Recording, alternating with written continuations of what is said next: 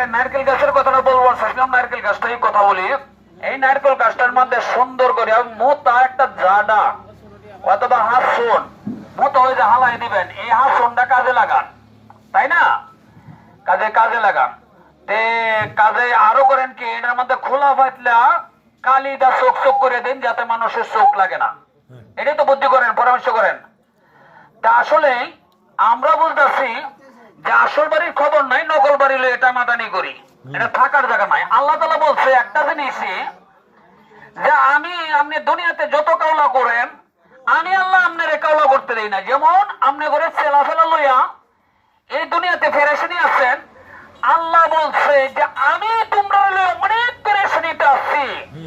দেখেন আজকে করেন কি, বিউটি পার্লারে যান, রমনা পার্কে যান, ঘরের স্ত্রী লয়ে অনেক সাজায় লয়ে যান ভাই।